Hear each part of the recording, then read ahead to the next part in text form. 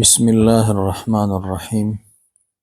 سبق د هم اصطلاحی ما هو کا بیان. نننی درس د هم لسم دا مشتمل دی په یوې خبرې باندې. تعریف د اصطلاح د ما هو. منطقیان یو اصطلاح استعمالی ما هو دا څه ته وایي. خو د هغې نه وړاندې به تاسې یاد کړئ یو تقریر بېنظیر. په تقریر بېنظیر کې به مې اصطلاح د ما هو یاده شي، بیا به د عبارت ترجمه وکړو. تقریر بېنظیر به داسې یاد کړئ موږ او تاسې پښتو کې چې د یو چا باره کې تپوس کوو نو هغې دپاره لفظ استعمالو څوک. پوه شوئ؟ چې کله د ځي باره کې تپوس کوو بیا د هغې دپاره لفظ استعمالو د چرته. او که د یو چا د کیفیت او د حالت باره کې تپوس کوو هغې ته لفظ استعمالو څنګه. دلاور ته رنګ راشي دی نه پیژني، دی ورته څه وایي څوک یې. پوه شو؟ دلاور ته فیض الله رنګ وکړي دلاور ورته وایي چرته یې. څه مقصد یې؟ د څه تپوس کوي چې کوم ځای کې د ځای تپوس کوي. او که دلاور ورته وایي څنګه یې هلکه د څه تپوس دی، حالت تپوس دی که یو د بل دپاره نه استعمالیږي. چې دلاور د فیض الله نه تپوس کوي که نه د څه شي تپوس دی کوي د ځای چې کوم ځای کې او څه ورته وایي چې څوک یې ویلی شي داسې نه. او که دی دا تپوس کوي چې مثلا ته څوک یې که نه او دی ورته چرته لفظ استعمال کړي چرته یې ویلی شي نه. نو لکه څنګه چې پښتو کې موږ او تاسې ځان ته الفاظ استعمالو چې د شخص باره کې تپوس کوي څوک لفظ استعمالو څوک یې هلکه.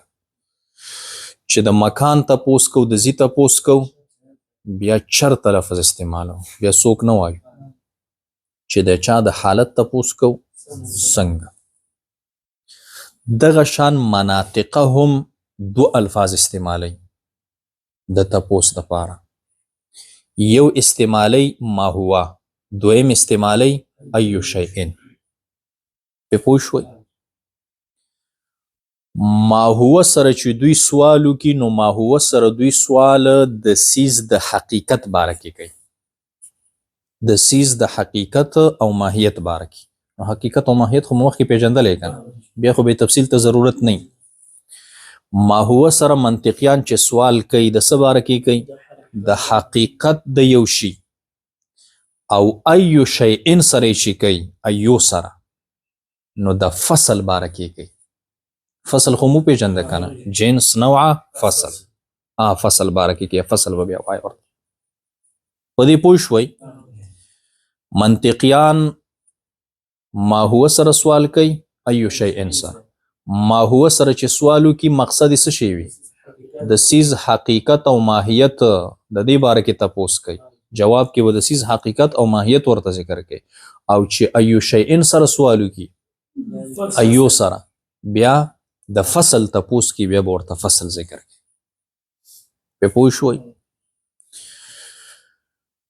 په ما هو سره چې سوال وکړي نو یا به د یو څیز باره کې سوال کړی او یا به د متعددو څیزونو باره کې سوال کړی. پې پوه شوئ؟ که ما هو سره سوال وکړي د یو څیز باره کې نو د دې څیز تمام ماهیت ټول ماهیت دا به ورته ذکر کوي. پې پوه شوئ؟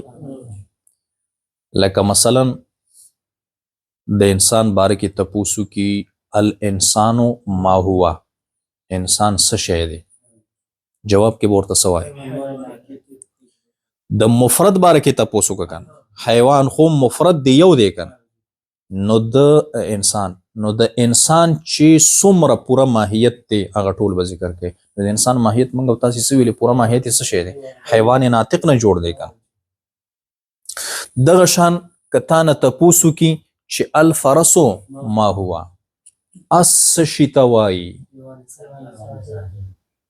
د مفرد باره کې تپوس د ده پوره حقیقت به ذکر کوي. د پوره حقیقت او پوره ماهیت د فرس څه شی دی؟ حیوان ساحل.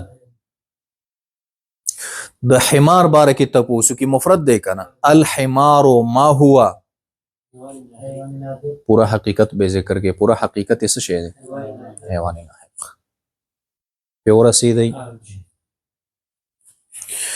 نو چې ما هو سره تپوس وکړي د یو څیز باره کې تپوس وکړي نو تمام ماهیت به ذکر کوي. څه شی؟ تمام ماهیت پوره ماهیت د دې څیز. او که د متعدد څیزونو باره کې تپوس وکړي دوی یا درې یا څلوري زیاتي لکه الانسان والبقر ما هما اوس خو تسنیه شوه که نه اوس د هو په ځای هما وایو. انسان ولاړ دی دلاور دی او ورسره غوا ولاړه ده پوه شوئ.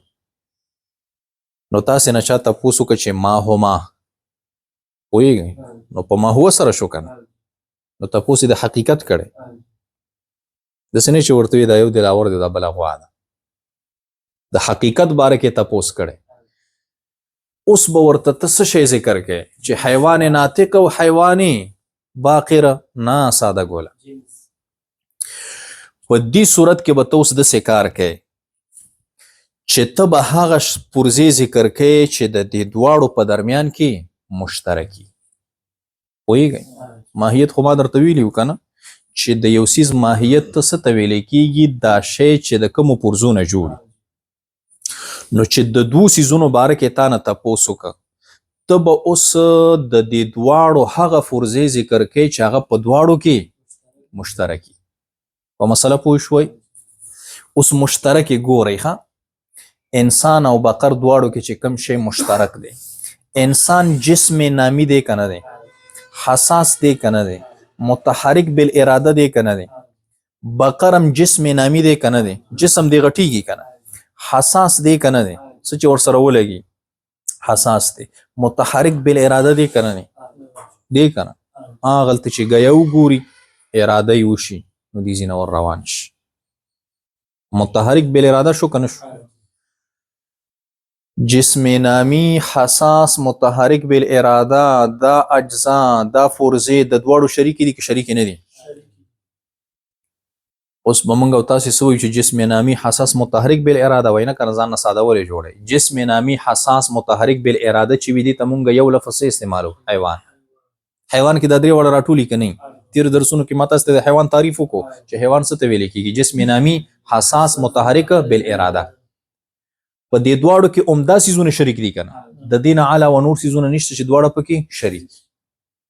نو په جواب کې به څه وایي حیوان. دې ته وایي تمام مشترک. پې پوه شوئ چې کله د دوو څیزونو یا د دوو نه د زیاتو باره کې تپوس وشي په ماهوه سره نو په جواب کې به ته څه وایي تمام مشترک. تمام مشترک څه شی؟ هغه اجزا چې دواړو کې مشترکي. پې ورسېدی داسې یو شی به نه وایې ګوره چې د هغې نه بعضې اجزا بهر پاتې شي. پې پوه شوئ؟ ګورئ الانسان والبقر ما هما چې تپوس وشو تا نه تا ورته وویلې په جواب کې چې جسم نامي څه شی دی ویلې؟ جسم نامي دی ویلې. ټیک ده دواړه جسم نامي دي پوهېږي خو تمام مشترک خو د ذکر نه که نه یوازې جسم نامي کې شریکو دا دواړه نه په حساس کې هم شریک دي په متحرک بالاراده کې هم شریک دي. پې پوه شوئ نو ځکه د په جواب کې جسم نامي نه صحیح کېږي. د دوو څیزونو باره کې چې کله تپوس وکړو په ماهومه سره څه شی به ذکر کوي؟ تمام مشترک. تمام مشترک څه ته وایي؟ هغه پرزې د دواړو چې کمې شریکې وي هغه ټولې به ذکر کوي. پوهېږئ نو هغه ټولې په څه کې دي؟ په حیوان کې. چې جواب کې د حیوان وویلې هغه ټولې پرزې چې د انسان او د بقر په درمیان کې شریکې دي هغه ټولې د ذکر کې که د ذکر نه کړي یو هم ترې نه بهر پاتې نه شوه که پاتې شوه. او که تا ویلې چې جسم نامي جواب د ټیک نه دی تمام مشترک د ذکر نه ک ځکه د انسان او د بقر په درمیان کې یوازې جسم نامی کې اشتراک نه دی پوهیږئ نور درنه پاتې شوي حساس دی کوم شریک دی متحرک بل اراده هغې کوم څه شی دی شریک دی په پوه شوي اوس زما په دې تقریر بېنظیر باندې مو لږ سر خلاص شو ما هو سره منطقیان د څه تپوس کوي د حقیقت او د ماهیت که د یو سیز باره کې تپوس کړی نو تمام حقیقت د دې سیز به ذکر کوي پوهیږئ که د دو سیزونو باره کې تپوس کړی جواب کې به څه وایي تمام مشترک څه شی هغه فرضې هغه اجزا چې دواړو پکې شریک وي هغه ټولې به وایي ټولې اوس به ورسېدی نو د انسان او د حیوان په درمیان کې د انسان او د فرس په درمیان کې یا د بقر په درمیان کې تمام مشترک څه شی دی حیوان په مسله پوه شوئ دلاوره ته پوهیږئ دا به بیا تاسې په عیساغوجي او په مرقات کې او شرح تهذیب کې هلته به چې دا مو یاد هلته به بیا ښه پوهیږئ ځکه هلته بیا دومره تفصیل درته نه کوي ښه هلته درته وایي چې ما هو سره تپوس کولی کېږي د حقیقت باره کې چې د یو باره کې تپوس وشي نو تمام ماهیت به ذکر کوي او چې د دو سیزونو باره کې تپوس وکړي نو تمام مشترک به ذکر کوي نو دلاور هلته حیران ځکه هلته بعضې کتابونو کې به تاسې ته راځي چې کله تا نه تپوس وشو د انسان او د بقر په باره کې چې ما هما دا څه شی دي نو تا ته وایي حیوان په جواب کې صحیح کېږي او جسم نامي نه صحیح کېږي هلته دلاور حیرانېږي ولې نه صحیح کېږي جسم نامي دواړه دي که نه دي نو ما نه چې تپوس وشو چې انسان او بقر څه ته وایي ما ویلې جسم نامي خو دا هم جسم نامي دی هغه هم جسم نامي دی پرې پوه شوئ او ته بیا دا جواب دی صحیح نه دی شک پیدا کېږي که نه اوس خو به درته شک نه پیدا کېږي څه شی به ذکر کوي تمام مشترک به ذکر کوي هغه شی به ذکر کوي هغه اجزا ټول چې دوی پکې څه شی وي شریک نو هغه په حیوان کې ټول بیا څه شی دي ټول اجزا مشترکه راځي په جسم نامي کې ټول اجزا مشترکه د دې دواړو رانغلل صرف یو راغی چې جسم نامي او جسم نامي دی پرې پوه شوئ هغه نور دوه پاتې شو که پاتې نه شو الانسان والشجر ما هما دو سیزونو باره کې تپوس وشو انسان او شجر اوس به ته په جواب کې داسې یو شی ذکر کوې چې هغه د دواړو په درمیان کې تمام مشترک چې یوه فرضه هم داسې پاتې نه شي چې هغه دواړو کې مشترک یو تا نه پاتې شي پرې پوه شوئ نو د دې دواړو په درمیان کې بیا تمامي مشترک څه شی دی جسم نامي پرې ورسېدو جسم نامي دا یو هم جسم نامي دی او بل هم جسم نامي دی بله پرزه د اشتراک نشته پرې پوه شوئ نو جسم نامي د دوی تمامي مشترک شو که نه شو که تپوس وشي د تاسې نه چې الانسان والحجر ما هما انسان او کاڼی ما هما دا څه ته وایي جسم پرې پوه شوئ یا جسم مطلق ولې ځکه د دوی په درمیان کې هغه پرزه چې دواړو کې شریکه ده هغه صرف جسم دی پرې پوه شوئ بل څه کې اشتراک نشته ځکه د یو نامي دی او بل غیر نامي دی نو نامي کې خو اشتراک نشته که صرف په څه کې اشتراک دی په جسمیت کې او په جواب کې به څه شی وایي جسم اوس څه ناڅه پوه شوئ که نه یې پوه شوي دلاوره خلاصه یې بیا دا ده منطقیان دوه اصطلاح استعمالوي ما هو ایو شیء ما هو سره چې دوی تپوس وکړي نو ما هو سره د چا تپوس کوي د حقیقت او د ماهیت نو په جواب کې به حقیقت او ماهیت ورته وایي او ایو شیء سره چې تپوس وکړي نو په جواب کې به فصل وایي اوس که په ما هو سره د یو سیز باره کې تپوس شوی و چې الانسان ما هو نو په جواب کې به د دې سیز تمام ماهیت وایي پوهیږئ انسان پوره ماهیت څه شی دی حیوان ناطق نو حیوان ناطق به ورته وایي او که د دو یا د دو نه زیاتو سیزونو باره کې تپوس وکړه نو بیا به تمام مشترک ذکر کوي تمام مشترک څه ته وایي چې د دې ټولو په درمیان کې څه شی وي کم فرضې شریکې وي چې هغه ټولې پکې راشي څه شی شي هغه ټولې پکې راشي نو چې د انسان او د بقر په باره کې تپوس وشي چې ما هما نو ټولې هغه پرزې به ذکر کوي چې د دواړو په درمیان کې شریکې دي سوچ به وکړي څه شي کې شریک دي جسم نامي کې حساس کې متحرک بل اراده کې نو د درې واړو ته حیوان وایي که نه وایي نو څه ووایه چې حیوان پرې پوه شوئ که جسم نامي دي ویلې یا د یوازې جسم ویلې نو صرف دا یو پرزه د ذکر کړل او نورې پرزې چې شریکې دي هغه پاتې شو داسې خو به نه کوې که نه هغه شی به ذکر کوي چې تمام مشترک او که د انسان او د ونې باره کې تپوس وشي چې ما هما اوس به وګوري چې دا دواړه په څه کې سره شریک دي کمې پرزې دي پوه شوئ ټولې پرزې به ذکر کوي نو چې موږ سوچو که صرف یو پرزې کې سره شریک و چې جسم نامي او جسم نامي او جسم نامي ذکر کا او انسان او کاڼي باره کې چې تپوس وشي چې ما هما نو دلته هم تمام مشترک څه شی دی هغه پرزې چې شریکې دي نو هغه یوازې جسم دی نو څه به ووایو چې جسم څه ناڅه پوه شوئ که نه یې پوه شوي سوالاتو ته راځئ چې پوه شوي که نه یې پوه شوي سوالاتو کې وایي اشیاء ظلم جو یک جا یا علیحدہ علیحدہ لکھی گئی ہے ان کے جواب بتاؤ لاندې اشیاو کې یو ځای دوه څیزونه لیکل شوي دي پوهیږئ د دې جواب وایئ چې تپوس درنه وشي نو جواب به څنګه وایي اول نمبر یې ذکر کړي دي فرس او انسان تا نه څوک تپوس وکړي الفرس والانسان ما هما حیوان متعدد دي دوه څیزونه دي که نه نو چې دوه څیزونو باره کې ما هو سره تپوس وشي نو تاسو څه ویلي تمامي مشترک اوس د دې دواړو په درمیان کې چې کمې پرزې شریکې دي هغه ټولې چې پکې راشي هغه حیوان دی که نه دویم یې ذکر کړی دی فرس او غنم الفرس والغنم ما هما جواب بسی حیوان ځکه د دواړو په درمیان کې تمامي مشترک حیوان دی که نه یوم حساس بلم حساس یوم جسم نامی بلم جسم نامی یوم متحرک بل اراده بلم متحرک بل اراده عمده چیزونه شریک دي دریم نمبر ذکر کړی دی درخت انګور و حجر حجر دی ورسره حجر حجر جسمی مطلق ځکه هم دی تمام مشترک دی بل ذکر کړي اسمان و زمین او زید اسمان زمکا او زید ما هم دا څه شی دي جسم مطلق تمام مشترک څه شی دی جسم کنه اسمانم جسم دی زمینم جسم دی او زید هم جسم دی پوهیږئ اگر که زید جسم نامی دی او جسم خو دی کنه خو ټولې پرزې چې د درې واړو په درمیان کې شریک دی هغه یوازې څه شی دی جسم درې واړه جسم دی بل څه کې سره شریک نه دی بل مثال پیش کړی شمس و قمر و درخت انبه نور سپوږمۍ او د انبه ونه دا یو ونه ده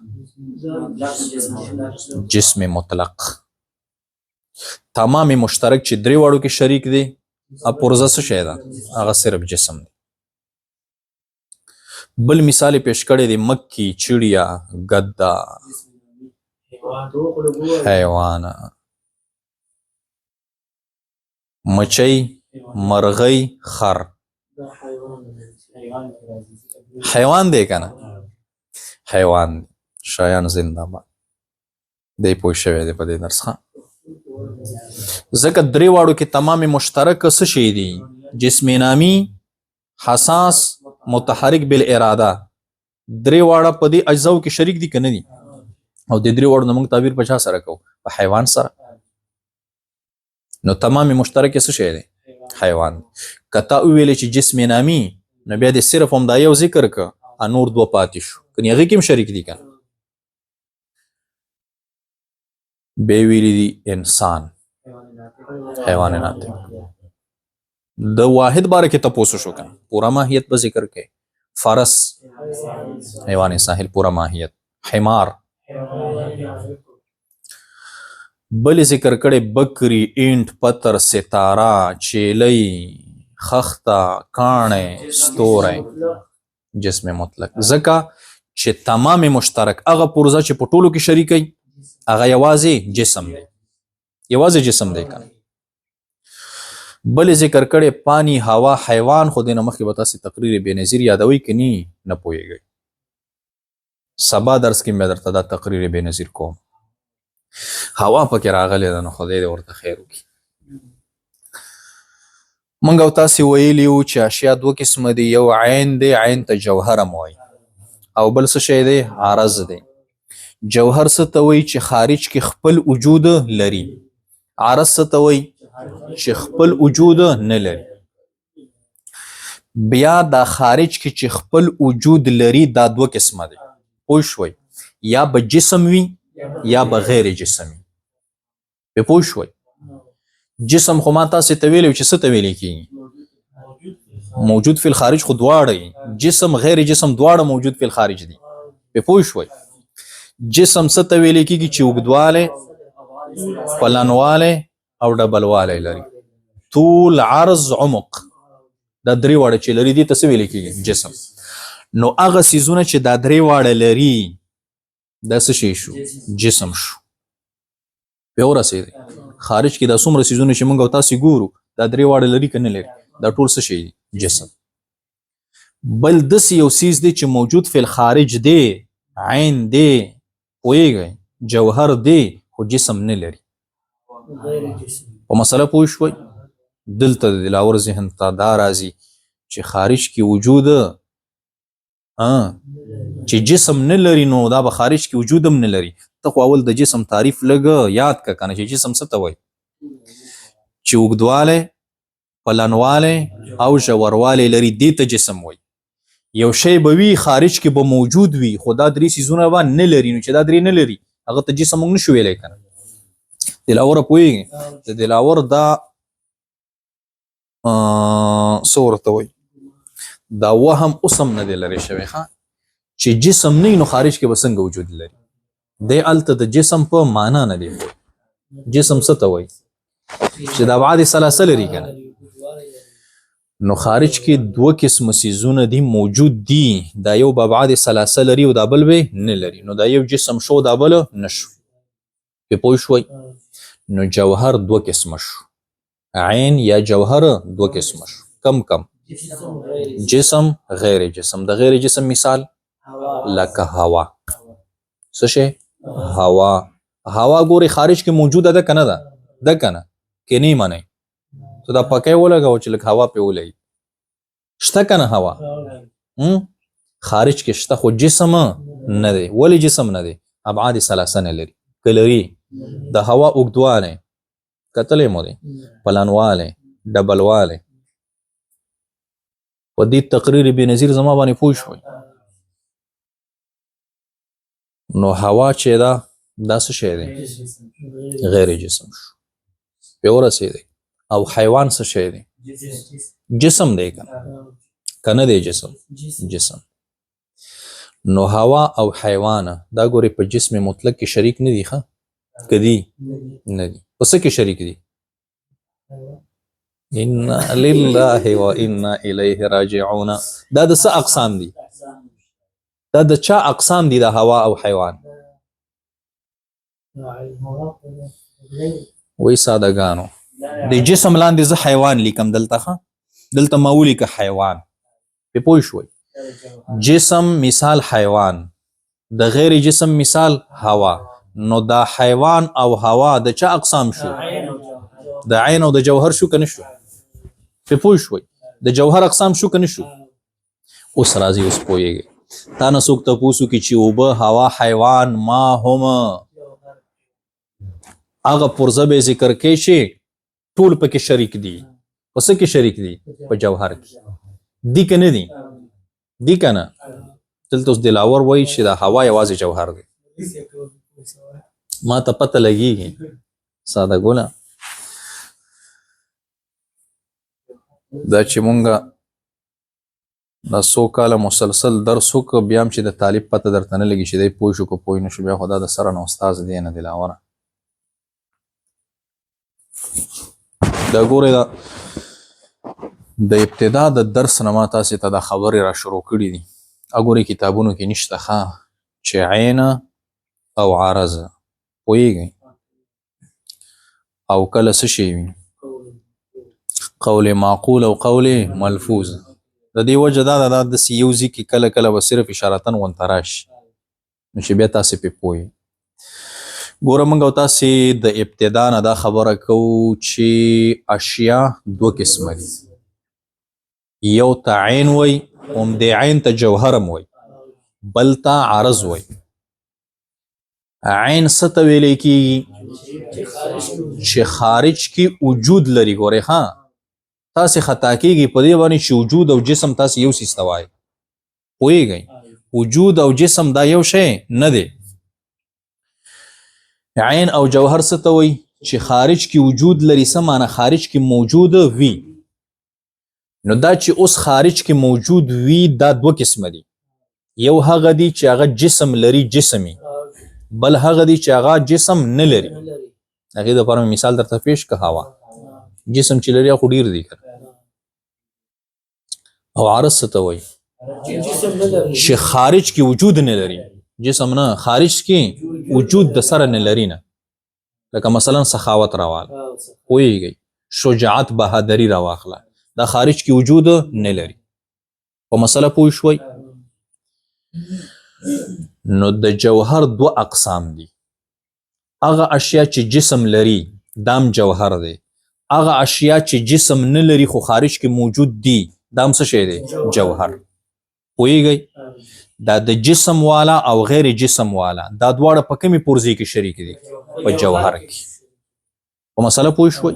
په څه کې شریک دي؟ جوهر کې سره شریک. په ګوهر کې نه ښه، جوهر کې. فرمان کې هم نه. سبا درس کې درته را روان دی دا تقریر بې نظیر. ښه اوس کوم ځای کې ولیکم؟ پرېږده ځه. جنس خو تاسې یاد کړی که نه؟ منطقیان بیا د جنس ته ترتیب ورکوي. حیوان هم جنس دی. ښه جسمي نامیم جنس دی. پوهېږئ؟ جسمي مطلق هم څه شی دی؟ جنس دی. او جوهر هم څه شی دی؟ جنس دی. په مسله پوه شوئ؟ دا ټول څه شی دي؟ اجناس دي. منطقیان ترتیب ورکوي. ښه د ټولو نه اوله دا څه شی دی؟ حیوان. بیا ورپسې جسم نامی، بیا ورپسې جسم مطلق، بیا جوهر. د ټولو نه اوچت څه شی دی؟ جوهر.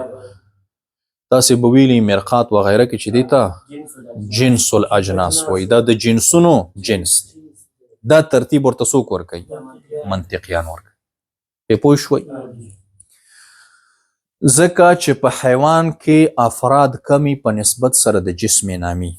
د جسم نامی افراد بیا کم دي په نسبت سره د جسم مطلق. د جسم مطلق بیا کم دي په نسبت سره د جوهر. د ټولو نه زیات افراد د چا دي؟ د جوهر دي. هغه څنګه شیان وایي زه خو نه پوهېږم. پوهېږئ؟ حیوان خو تاسې پیژنئ که نه؟ د مثال په طور باندې د حیوان په دې تمام کائنات کې د مثال په طور باندې زر افراد دي. څو؟ مثال په طور په دې ټول کائنات کې د حیوان مونږ څو فرض کړل؟ زر. حیوان څه ته وایي؟ جسم نامی. ګوره حیوان جسم نامی دی. ښه جسم نامی حساس متحرک بالاراده. په تمام کائنات کې د جسم نامی د حیوان نه علاوه، حیوان نه چې صرف جسم نامی، د هغه زر افراد دي. حیوان نه علاوه جسم نامی څه شی دی؟ ونې دي که نه؟ زر ونې دي. پې پوه شوئ؟ نو د حیوان څو افرادو؟ زر. د جسم نامی څو شو؟ 2000. ولې حیوان هم جسم نامی دی که نه؟ پې پوه شوئ؟ زر صرف جسم نامی چې حیوان نه دی، خو زر خو په کائنات کې حیوانات هم نو حیوانات هم جسم نامی دي که نه دي؟ 2000 شو که نه؟ جسم مطلق د ده زر دي. پوه شوئ؟ صرف چې جسم وي نما نه کوي، لکه مثلا کاڼي. پې پوه شوئ؟ زر دا دي. او زر بیا څه شی دی؟ د جوهر هغه چې هغه جسم نه دی. پې ورسېدی؟ زر د هغه افراد دي. د هر یو زر زر دي که نه دي؟ اوس په تمام کائنات کې څو شو؟ 4,000. د حیوان پکې صرف 1,000. د جسم نامي څو شو؟ 2,000. 2,000 شو کنه، ځکه حیوان هم جسم نامي دی. 1,000 خپلو 1,000 د دې حیوان شو. حیوان کې د دنه په د کې د حیوان نه زیات شو کنه، بیا جسم مطلق سو افراد ولرل 3,000. ځکه چې مطلق جسم کې حیوان هم راځي، جسم نامي هم راځي، او مطلق جسم چلاره 1,000 غو، نو د سو افراد شو 3,000. په پوه شوي؟ او جوهر په کائنات کې 4,000 افراد لري. اوس په پوه شوي؟ ځکه چې حیوان هم جوهر دی، 1,000 د دو. جسم نامي هم په جوهر کې راځي، جسم مطلق هم په جوهر کې راځي، او هغه 1,000 نورو چې جسم نه لري. په ورسېدی که پوه نه شوي؟ پوه شوي پې؟ اوس په دې خبره باندې ورسېدی جوهر څه ته ویل کېږي؟ چې خارج کې وجود لري. دا بیا 2 قسمه دی، یا به جسم لري یا به نه لري. په ورسېدی چې جسم لري، مثلا حیوان، مثلا دلاور، مثلا دا قلم، مثلا دا نور څیزونه. په ورسېدی او چې جسم نه لري لکه هوا، نو دا د جوهر قسم شو کنه شو؟ د جوهر قسم دی کنه. استانه څوک تپوسو کی چې حیوان او هوا ما هما، نو تبا هغه شی ذکر کوي چې دواړو کې شریکی کنه، نو دواړه چې پکې شریک دی هغه څه شی دی؟ جوهر. جسم نشي ویلی. ولې؟ ځکه هوا خو جسم دی نه. اوس په سنا څه پوه شوي؟ نو پانی، هوا، حیوان، ما هما، جواب کې ورازي جوهر. اوس په ورسېدی کنه پوه شوي؟ پوه شوي پې؟ رښتیا ووایه، دروغ نه وایه.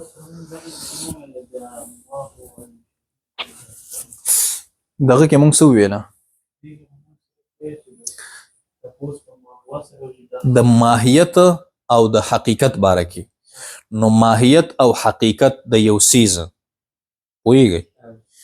که د یو څیز باره کې تپوس شوی و، تمام ماهیت د هغه څیز، که د 2 باره کې شوی و، بیا به هغه شی ذکر کې چې د دواړو په درمیان کې شریکی. نو د دواړو په درمیان کې کله حیوانیت شریکی، کله جسم نامی، هغه هم جسم نامی، دام جسم نامی، صرف جسم نامی کې شریکی، بیا به هغه ذکر کې. او کله پس کې شریکی، جسم مطلق کې شریکی، نو دا به ذکر کې. او کله پس کې شریکی، جوهر کې شریکی، نو بیا به څه وایي؟ جوهر. اوس په پوه شوي؟ تمام مشترک به بیا وایي. او تمام مشترک ما درته ویل چې تمام مشترک څه ته ویل کېږي؟ دا د 2 څیزونو باره کې چې تپوس شوی، نو د دې دواړو هغه فرضې به ذکر کې ټولې چې کومو کې سره دواړه شریک، پوهیږئ؟ هغه ټولې به ذکر کوي. اوس په سنا څه پوه شوي؟ بس دی. اردو پاتې شو. اردو د پنجابي خو نه ده چې پنجابي وي بیا خو نه ویله. موږ خو پنجابیانو سره داسې پوره لګېږي، نو خو خدای دې بیا ورته هدایت وکړي. دلاور ستا ترو زامنو کې هم پنجابیان شته که نه؟ تره زامن دې هم پنجابیان دي. واګه باډر نه اخوا هم پنجاب دی، هغې هم پنجاب لري، پاکستان هم پنجاب لري، هلته هم پنجابیان شته که نه؟ دې د هغې دپاره وایه. پولیس والا وایي اورئ ښه، سبق دا هم، دا کنایت دی، هغې پې نه پوهېږي. سبق دا هم 10 نمبر سبق، اصطلاح ما هو که بیان. همدا تقریر بنظیر چې ما وکړو همدا دی. جاننا چاہیے، پوهېدل پکار دي که منطقیونو ای اصطلاح مقرر کی ہے چې منطقیانو دا اصطلاح مقرره کړي. اور نیز محاورہ بھی ہے او محاورم دا کہ لفظ ما ہوا سے کسی شے کی حقیقت کا سوال کرتے ہیں. لفظ د ما هو سره منطقیان د یو څیز د حقیقت باره کې تپوس کوي. درته مې ویلې که نه، جیسے لکه کہیں دلاور ته ووایي چې الانسانو ما هوا، نو د مفرد باره کې تپوس شو، انسان کیا ہے، तो मतलब इसका ये है कि इंसान की हकीकत किया है। यदि मतलब से शेर इंसान हकीकत से शेर अगर माहुआ से सवाल एक शय को लेकर कर किया लेकर किया कमा हुआ सर सवाल द यौ शि बारक योश, तो मतलब ये होगा नो मतलब बदाई कि इसकी वो हकीकत द दी चीज आगा हकीकत जो इसके साथ मखसूस है बताओ चे द सरा खास थी आगा वो खाए होई गई चे द सरा सुमरा हकीकत द खास थी आगा टोल बवाए पे पोश हुई। और जवाब में हकीकत मखसूसा आएगी ऊपर जवाब की वम से शेराजी हकीकत मखसूसा आगा हकीकत च सिर्फ उम्द पोरे खास उस इंसान हकीकत च द पोरे खास इसे शेर हैवान नातिक जैसे कहें लगा हुआ है कि अल इंसान मा हुआ तो जवाब इसका हैवान नातिक होगा, जवाब हैवान नातिक इसलिए कि यही इसकी हकीकत मुख्तसा है दे द पारा च द हैवान नातिक द इंसान हकीकत मुख्तसा दे उम्द पूरे खास दे कना नूर तम शामिल ने हैवान नातिक हो उम्द तो शामिल ने। और अगर दो शय या ज्यादा को लेकर सवाल करे कदवा या दून ज्यादा चीजों न रवाखले हो तब माहुमा सरसो के सवाल तो इसका मतलब ये है नो दे मतलब यादावी कि वो हकीकत बताओ च अगा हकीकत वो आया जो इन सब में तमाम मुश्तरक है च दे द्वाड़ो पर दरमियान के तमाम मुश्तरक दे यानी सुमर पुरजी च दे द्वाड़ो मुश्तरक दी अगा टूली हुआ है पे और से दे नालता व बेतु गुरी च दे दूसरी सुनो पर दरमियान की कमी कमी पुरजी मुश्तरक दी मगब हुआ है होई गई कचरत जिसमें नामी हसास मुतहरिक बिल इरादा दे द्रीवाड़ो के सर द्वाड़ो शरीकू जवाब के हैवान हुआ है कयवाज जिस्म नामी वाला पुरज़ाई शरीक हुआ जिस्म नामी हुआ है और कयवाज द जिस्म वाला शरीक हुआ जिस्म हुआ है कयवाज द जौहर वाला शरीक हुआ जौहर हुआ है। खा यानी वो मुश्तरक जुज बताओ अगर मुश्तरक जुज वो आया कि जिस कदर अज्जा इन चीजों में मुश्तरक है जिस उम्र अज्जा द द्वाड़ो सरा शरीकी वो मगा हुआ है वो सब इसमें आ जाए चाहे अगर टोले पर द्वाड़ो किसी भी राशि कोई मुश्तरक इससे बाहर ना हो चियो मुश्तरक हम दीन बाहर नवी असे न दा बाजी उआ या बाजी नूर चीजों की मुश्तरक या गदर ना पातिशी दसी नवाय तमाम मुश्तरक बवाय नो दगा वजह द माता से तवेले चिदाल इंसान वल बकर मा हमा सर ची तपूसुशी नो जिस्म नामी नशवेल जका के जिस्म नामी दी वेला बे यवाज हम देवी पुरजी के शरीक कड़ल नो दा खुद दीन आला व नूर दो किम शरीक दी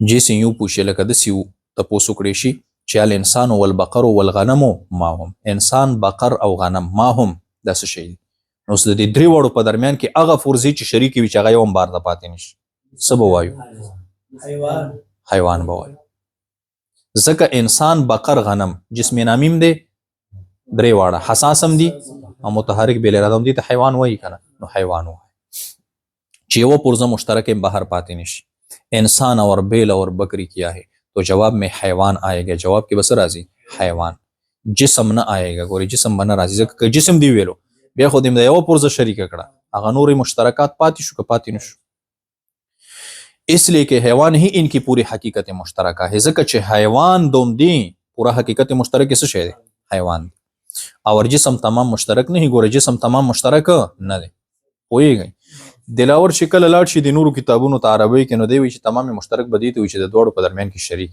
जिसमें नामी दौड़ पर दरमियान की शरीक देखा दा तमाम मुश्तरक शो तमाम मुश्तरक दी तनु विच दौड़ पर दरमियान की शरीक तमाम अज्जा च शरीक व टुल च पके राजम शदी त तमाम मुश्तरक हो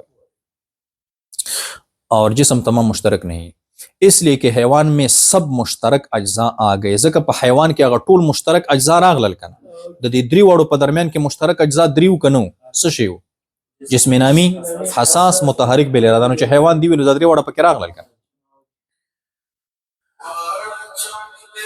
योसा और जिस्म में नहीं आए और अगर इनके साथ किसी दरख्त मसलन दरख्त अनार को शामिल कर ले उमदी द्रेवाड़ो सारा या वन शामिल है कि मसलन द अनार वन में वर सारा और तो तपुस शे ओके चे इंसान बकर गनम और द अनार वना होई गई मा हम दस शे दी उस बा आगा शे चे पदे टोलू की शे वी तमाम मुश्तरक होई गई आगा फुर्जा चे दी चलूर वाड़ो की वी नागा यवाज से शे जिसमें नामी پوه شوي بله پرزه داسې نشته چې هغه په څلور واړو کې.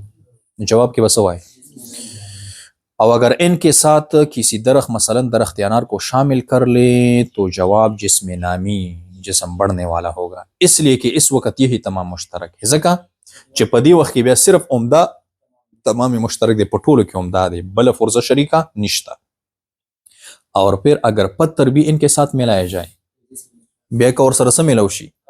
کاڼی هم ورسره میلاو شي او سوال وکړلی شي چې الانسان والبقر والشجر الرمان والحجر ما هي، دا څه شي دي؟ جواب کې به جسم راځي. ولې؟ وی इसलिए कि यही इनकी तमाम حقیقت مشترکه है. اوس هغه فرضه چې د ټولو په درمیان کې شریکه دی یوازې جسم دی. بس